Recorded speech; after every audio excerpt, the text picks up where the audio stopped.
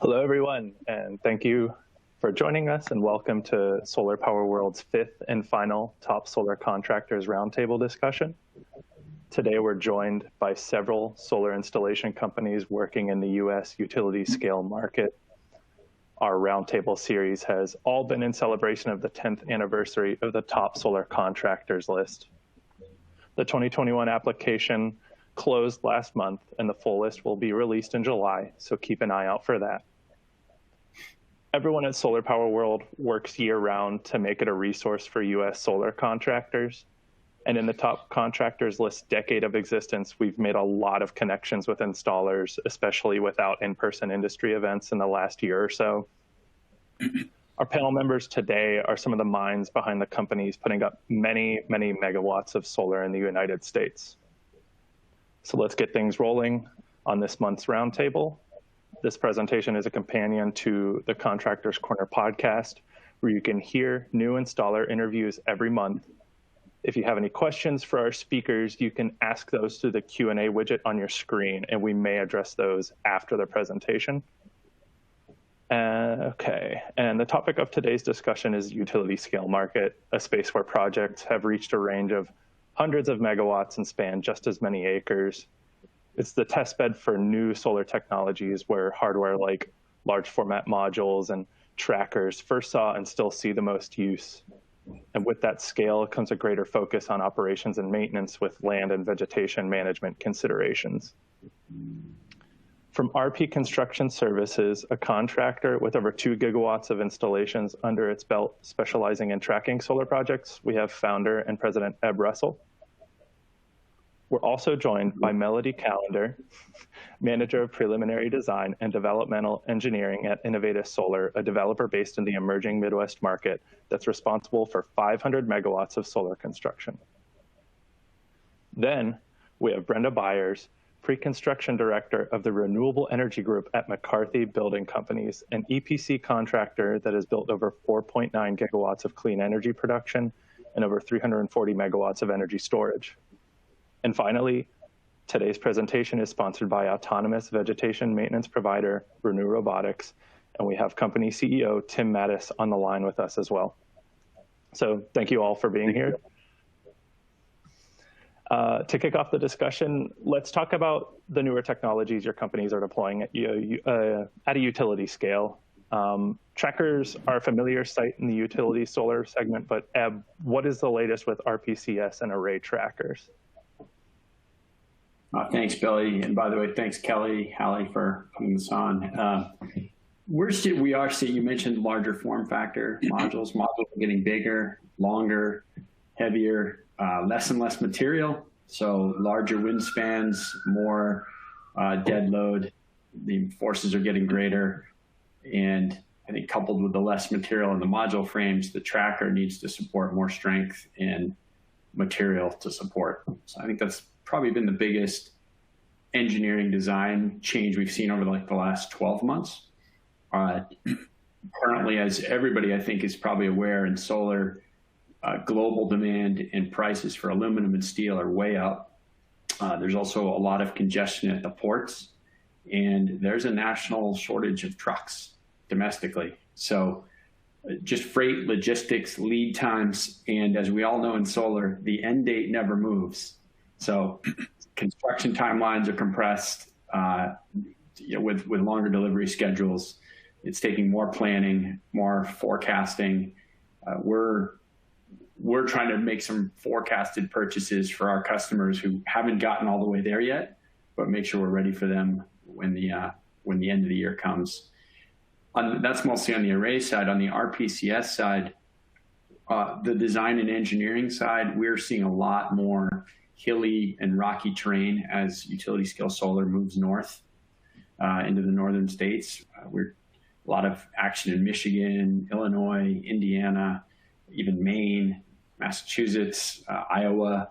So we're seeing trackers happening everywhere now. I think trackers versus fixed, trackers are now widely recognized and accepted, and they make economic sense. So I think trackers are spreading out everywhere. Our installations are getting larger. We had historically addressed the 1 to 5 megawatt market, And while that segment continues to be robust, we're seeing a lot of projects in that 20 to 100 megawatt range. And lastly, we're seeing a lot more complex builds. Solar's moving away from the flat farmlands and into some of the hillier, rockier stuff. So we've got to install on undulating terrain and do some drilling and foundation drillings, things like that. Gotcha. Thank you for that, Eb. On to Brenda. I can imagine McCarthy is a company that has seen a lot of technological advancements in its 150-year existence. In terms of solar installation and project upkeep, what has the company put into use recently? Sure. So McCarthy incorporating new technologies and new innovation into our designs and installation is part of what we do every single day. As part of our core business and our core focus. We're not only thinking about how we can do it better and faster, we're also thinking about what this means for the owner and for the end user. So sometimes this means executing on self-perform work that maybe nobody's done before. Sometimes it's pairing up with an industry partner to look at a unique installation or a unique system for a project that has very specific requirements. Ed mentioned how the sites are moving away from flat, nice square land, and that's totally true. We're seeing choppy sites, spread out sites, hilly sites, rocky sites, clay sites, sandy, like anything you name it. And as we're going through those, as we're working through those, we really want to make sure that we're thinking about the end user and the final system.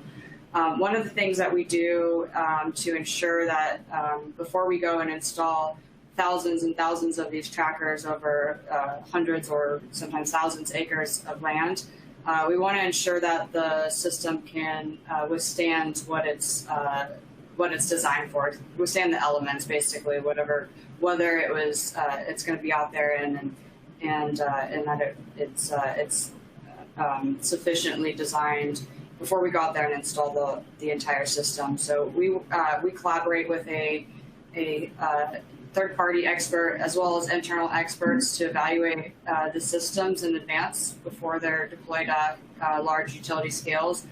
Sometimes that results in us working together to maybe make a little tweak on something or just kind of get the peace of mind that the system's gonna last. So that's one of the things that we look at when we're evaluating new technologies, especially as these projects are getting larger and larger. Usually they're hundreds of megawatts, and the smaller systems are fewer and far between. So more and more important that we do our due diligence up front on the systems before they get deployed.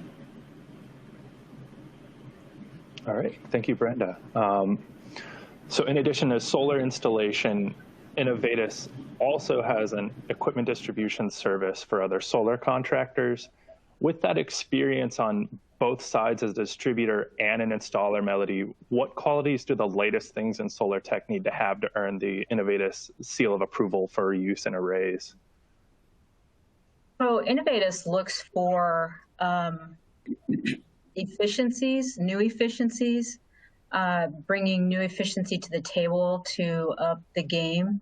We're also looking for a product that meets the typical standards that you see, IEEE, UL, those types of entities that have evaluated and make sure that the product is safe for the end user.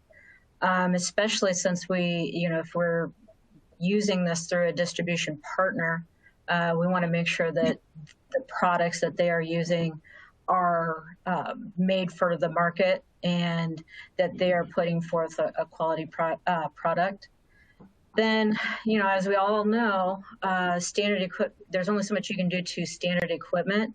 So we're also keen on products that bring a level of innovation to their footprint and looking at ways to increase production through that aforementioned efficiency. So, we can look at it that way. Then also we love to make sure that we are working with companies that have kind of an esprit de corps and a creativity that they bring to the mix. And that kind of plays into our core values as well as a company. We have kind of an acronym for that It's called PEACE, passion, engagement, ambition, creativity, and esprit de corps. So we like to embrace other companies that bring that to the table, as well as those that are looking forward into making sure what they're doing fits in a renewable footprint that we can present to our partners. All right, thank you for that. So this one's for all of you to answer. What's your process for getting installers familiar with new solar components before deploying them at scale? Eb, why don't you start us off? Yeah, I think the tracker sector, from our perspective, has done a great job to mature, consolidate, just as you'd expect from any industry. So I think we would sense that in the tracker technology specifically, it's pretty mature now. And I think it would be a little bit harder for an unproven, newer technology to gain meaningful market share quickly. Reliability in that, as Brenda was pointing out, is really key. So I think, but I think there's still a lot of opportunity in ancillary componentry to that system. We're seeing the whole tracker market, at least in our segment, become more productized. So sort of tracker on a skid, if you will. And a lot of the wiring harnesses, the wire management features, and then in particular, we see a huge opportunity in the maintenance side, in maintenance automation. And I don't want to steal Tim's show here, but I think what his company's bringing is really important to this market, to utilize automation technology to maintain these fields. Okay, great. Yeah, so Tim, I guess, how does it work for you guys at Renew Robotics when you're introducing something like this for these companies?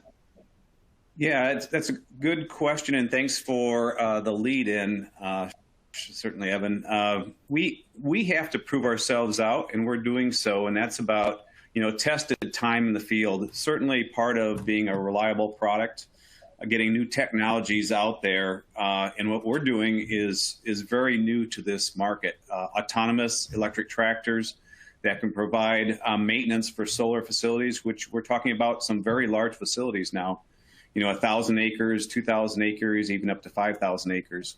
So we have to prove it out over time. So some of it is good engineering, good practices, continuing to make things modular. But we also provide what we call a monitoring process in our system. So they're not just being deployed in the field. What we do is we put systems out in the field and we monitor them all the time to see how they're doing, to look at the status of each individual unit, to understand if there's maintenance needs, if there's vibrations, if there's any issue with computer or data coming back. We're continuously understanding what's happening and monitoring. It's part of that process of making a very solid product, a robust product in the field. And then if anything is even starting to give some signals of issues, we address them and then we improve that product over time. So kind of a new way of engineering and making good hard products in the field without having to be right on location all the time. All right, thank you, Tim. Melody, what about you guys over at Innovatus? How does this process of introducing folks to new solar tech work for y'all? It's an education process. You have to take the standpoint, especially in the Midwest, as it's a relatively new thought process to get them to embrace that you need to teach them solar almost. So you're teaching them the basics, but then you're also trying to make sure that they understand the new technology and how it can benefit them. So, I think embracing the education standpoint and approaching that way and making sure that they understand, because, there can be a lot of misinformation that happens in a place that doesn't understand new technology. So, doing that is key to helping further renewable footprint within a given vicinity. All right, thank you. And Brenda, why don't you round it out for us? What's it like over at McCarthy? Sure. Well, one of the things that's unique about McCarthy is that we have the ability to self-perform a majority of our work. Therefore, we're able to utilize experienced staff members that have built hundreds and hundreds of megawatts on our projects and take them to other projects and from job to job and have them help train other new teams and new staff members. So this really helps reduce the learning curve so people aren't learning from scratch. We've kind of got dedicated members to help influence and build up that training. It also helps make sure that our people are brought up to speed safely and that they're aware of all the safety implications. They've got a heavy safety training program, amongst lots of other training programs. McCarthy is also the only solar construction company that has a accredited apprenticeship program. So training is really key. We spend a lot of time and focus on our training, getting people trained up front so that they can really hit the ground running, and having those procedures in place has made a really big difference in getting the installation workers up to speed quickly. All right, great. So let's transition into the maintenance portion of this discussion. Around this time last year, I actually spoke to Scott Canada, VP of McCarthy's Renewables Group, for a story on the company, and he said that McCarthy relies on old knowledge and applies it to new problems. Brenda, can you go into what that means and how McCarthy puts this into practice to improve longevity of solar sites? Sure, and really, it can mean a lot of things. So I'm sure Scott has several examples he could go into. But really, how we feel is that innovation is sometimes it's not completely recreating the wheel. Sometimes it's just repurposing the wheel. So at McCarthy, we've been building for 157 years. So, for example, we've got really old, extensive knowledge of the labor markets in this country. It's a deep and thorough, extensive understanding of how those labor pools work based on generations and generations and decades of experience working in those communities and being part of those communities. We like to combine that knowledge with other knowledge. For example, we like to find ways to apply existing knowledge that maybe doesn't really get applied at all to solar, and find ways to apply it to solar. So, and as an example, in the Midwest on one of our projects, we brought in a manufacturing expert from the auto industry and worked with our teams. And this idea was really able to pay off really quickly. We saw enormous success in our productivity. We saw impacts pretty much immediately, and we were also able to take those successes and apply them from job to job. So that was kind of an example of just repurposing knowledge that exists but doesn't necessarily exist in the way that it's used today. Thank you for that, Brenda. And with more moving parts comes more O&M considerations. How has tracker O&M advanced in the last few years, and how does that upkeep contrast from fixed tilt projects on similar sized land tracts? Yeah, that's a good question. Tracker technology has really matured. So I think the tracker sector as a whole, we obviously have some biases, but the tracker sector as a whole has done a great job to make systems extremely robust and reliable. So we really actually see very little as far as maintenance. The tracker manufacturers have pulled a lot of the required maintenance out of the systems, and unpredictable maintenance seems to be minimized as well. Trackers do have more ability to stow and hide in optimal positions for weather events than, say, a fixed tilt system. So trackers actually can provide a benefit there. The benefit in total harvest and seasonal and time of day harvest, optimal energy harvest, well, in our opinion, of course, well outweigh the added upfront CapEx and the negligible maintenance cost as far as the cost to deliver a unit of energy over a project's useful life. So, in and as you see trackers, it used to always be believed that trackers, north-south, horizontal single-axis trackers outperformed fixed tilt most the closer to the equator with the big arc the sun makes from east to west. But now we're seeing so much solar all the way into Canada, where we're supporting projects in Canada right now as well. And I think horizontal trackers as a sector has put behind them the concern of long-term O&M maintenance for the benefit of all the additional power generation. All right, that's really interesting. I might be biased because I'm the guy covering trackers for the magazine, but I'm glad to hear that. So in addition to Innovateus Solar's installation and distribution services, the company also expanded into solar financing back in October. Melody, from a system owner's perspective, what are you looking for in terms of O&M services to really get the most out of the life of a solar system? Pure and simple, from an owner standpoint, we're looking for uptime.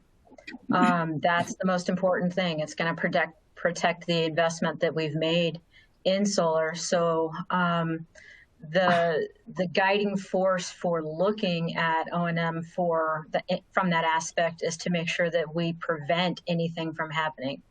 So we're looking for stringent preventative checks to make sure that we are identifying any potential issues before they happen. Outage is the enemy of a financier as far as that's concerned, because their investment is to make sure that this is running at an optimal level. So outage, not having outages and being able to prevent that and keeping uptime is much more bankable from that standpoint. It also reduces costs in the long run to make sure that we prevent anything from happening. The other key is how quickly can we roll a truck into the field to get an issue handled. We're looking at like a day or two max of time for actually getting in the field and starting the diagnosis process, and making sure that we can get something handled and back up and running within 2 to 3 days. So that's probably, from a financial point of view, is the most important thing. All right, thank you for that. Tim, as our resident expert on vegetation management, how are autonomous landscaping technologies fitting into O&M considerations of solar technicians at a utility scale?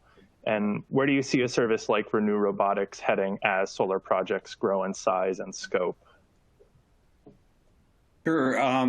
We see, we're very focused on the O&M side of solar. Of course, there's things that can be done on the beginning side of really developing the facilities, but we're focused on, mowing properties as an initial product. But there's a lot of other areas that we can go with technology like autonomous tractors and systems. Mentioning the maximum uptime as possible on these systems. Of course, one of the products that we're looking to build is a autonomous cleaning system to clean the solar panels to increase productivity. But also, we have the ability to inspect panels as we move along. So even when we're mowing, we have cameras, LiDAR, that has the ability to monitor all things throughout the facility that can provide preventative maintenance issues. So looking at panels for delamination, for cracks, for wires hanging, those things that could cause longer-term disruption to your power.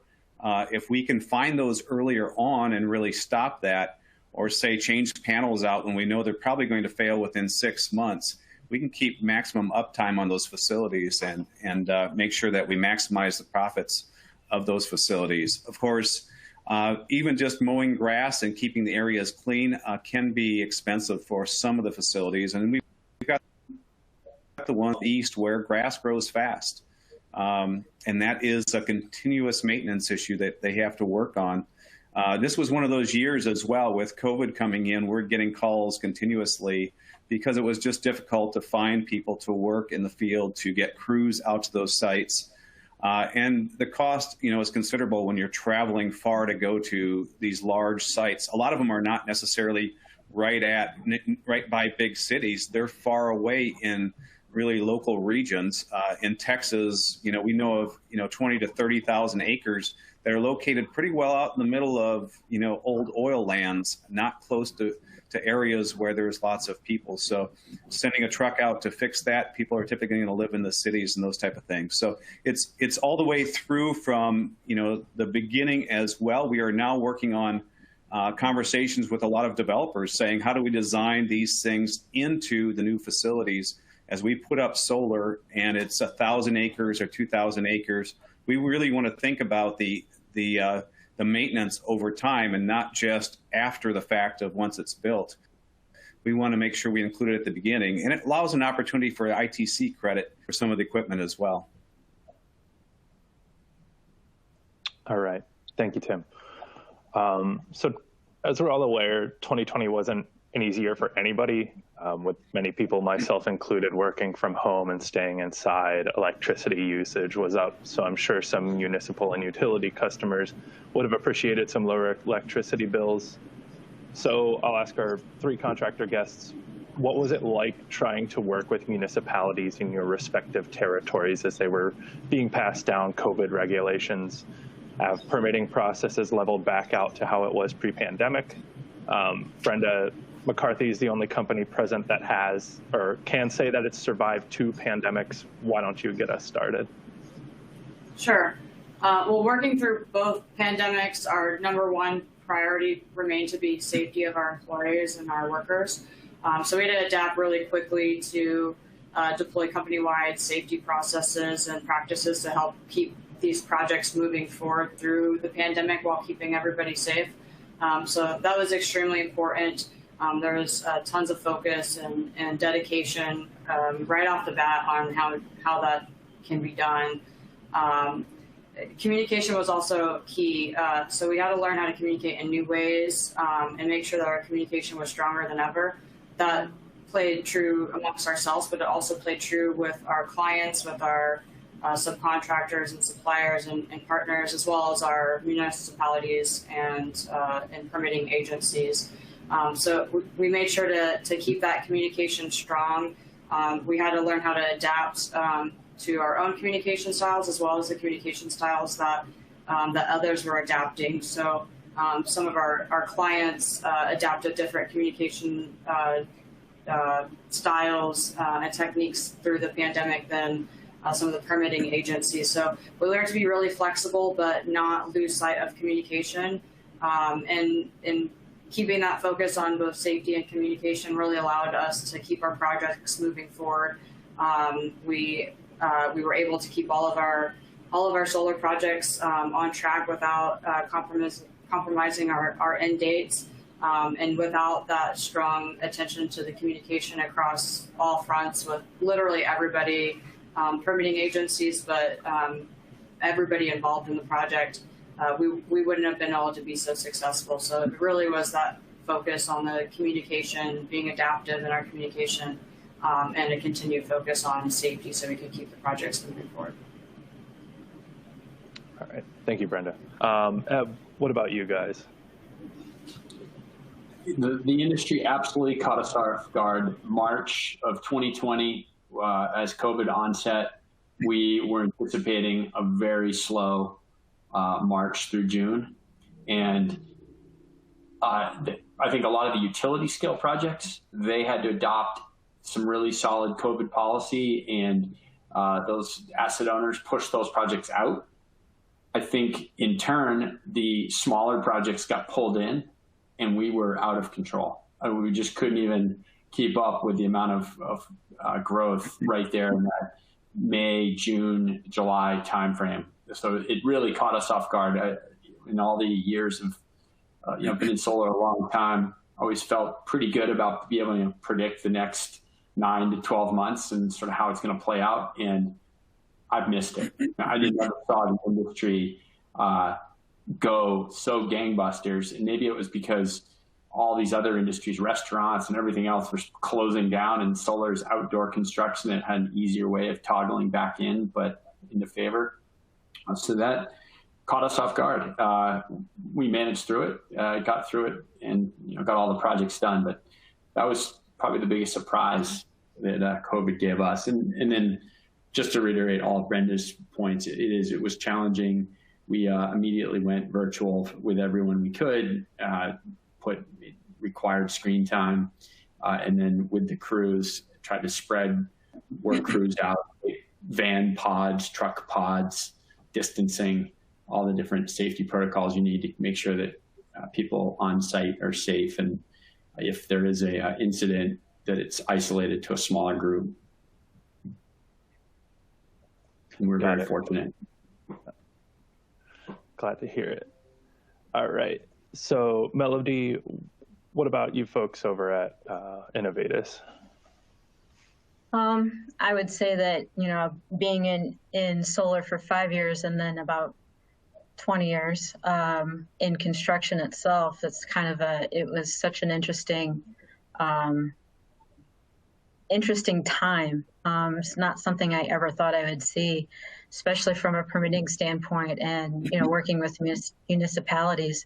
They tend to be a face-to-face type of action, and that changed drastically. I feel like both the industry and then, municipalities and, AHJ entities had to reinvent the wheel.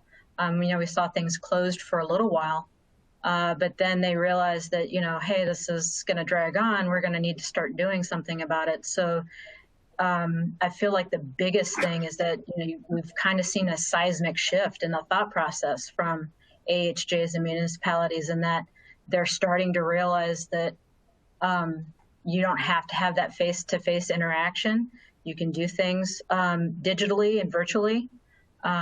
So, we see a lot more acceptance, especially in the Midwest. It tends to be, you get a lot of rural areas where one agency handles a couple different counties, where they're more than happy to do things digitally for the most part. I also feel like this has allowed the industry as a whole to realize that remote work is viable. And I mean, just as Eb said, we were busy too. So, realizing that you can still function at a high rate and a high success rate virtually, working remotely with all of your folks is probably one of the biggest things I think COVID has added to the industry as a whole. Thank you, Melody. So we're going to get to our last few questions. If you do have questions for any of us on the panel right now, feel free to send those in. But to round this out, let's chat a bit about the solar investment tax credit and the future of utility scale solar installations. So we saw an ITC extension taking the current 26% rate through 2022. Ebb, with the available incentives and the current political climate surrounding renewables, what's in store, you think, for RPCS? It's lights out. We're extremely bullish. This is the energy revolution. Oil and gas companies are the proof. They're rushing into renewables in a huge way. Ford launched the E150 pickup. There's no turning back. We see the pace of projects accelerating from getting things designed and engineered through procurement, permitting, into installation and operation. Utility plants are becoming more and more productized.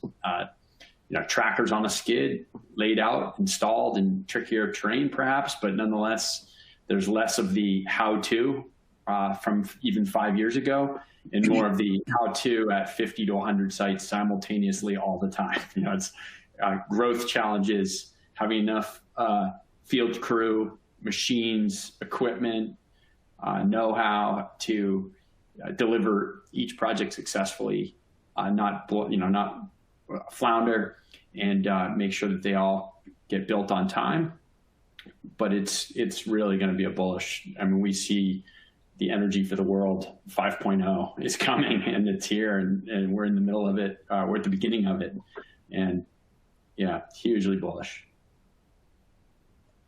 All right, thank you for that, Eb. The Midwest isn't known to be the friendliest market for solar, and I know it's not the company's sole territory, but how is Innovatus feeling about its future and the future of the industry in general? I've always liked to say that renewables got a good start on the coasts, and that eventually they'd find their way to the Midwest. With utilities shuttering coal plants at a record pace, I think the Midwest is turning to renewables to pick up that slack. So that pending migration from the coast is actually happening now. We're starting to see that in the amount of RFPs that are coming out from Midwest utilities. They realize that it's the wave of the future, and they're surprisingly and happily embracing it early on in the process. I feel like the other positive steps that we're starting to see is a shift in the mindset of our state leaders, in that they're willing to start looking at this and evaluating the viability of renewables, not just solar, but wind and whatnot. They're looking at that as a way to fill that slot or that need for, the power that we are requiring moving forward. I also feel like, state leaders are seeing this as a viable option for economic growth within the state, counties, even down to the granular municipal level. And then that's driving the thought of bringing solar to the Midwest. All right. Thank you, Melody. And Brenda, in your 5 years with McCarthy, you've seen it through the development of more than 2 gigawatts of solar. What's on the horizon for the company? Well, at the company, at McCarthy, we want to continue to be an innovative leader in the industry. We want to continue to make or choose the right clients and partners that allow us to be innovative and to grow together. We can't just grow on our own. It takes other partners to kind of build that up together. So we want to continue that focus. I think that can mean a lot of things as the industry evolves and as new technology comes out. I was joking with a colleague a couple weeks ago about how I think modules are kind of like cell phones. They're going to be changing in size, and they'll maybe get bigger, maybe they'll get smaller, and I think the size will kind of change around. And part of our job during that is to make sure that as those changes happen, that we are guiding our clients through understanding the impact so that they still have the best project at the end of the day, and that we're finding solutions for all of those changes through the innovations. There's always going to be things that come up in the industry that we have to work around and find solutions for. So we want to continue to be that solution finder and get ahead of some of these technology advancements that will continue to come every single year. We don't expect that to slow down. I don't think anybody does. So as the technology grows, we'll plan to continue to stay ahead of it and have solutions ready that we can present to our clients to keep their projects moving forward and to keep the momentum of the overall industry. All right. Thank you, Brenda. Well, I have the honor of concluding our series of top contractors roundtables. The fact that we've been able to maintain the top solar contractors list for a decade now speaks to the longevity of the industry that we're trying to support. As I said earlier, the final list will be released next month via virtual gala hosted by myself and my colleagues, Kelly Pickerel and Kelsey Misprinter. And of course, you'll be able to find the full list at our website, solarpowerworldonline.com. So thanks to our panelists and audience for attending this and our previous roundtables. And a special thank you to Tim Mattis and Renew Robotics for sponsoring this roundtable. Take care, everyone.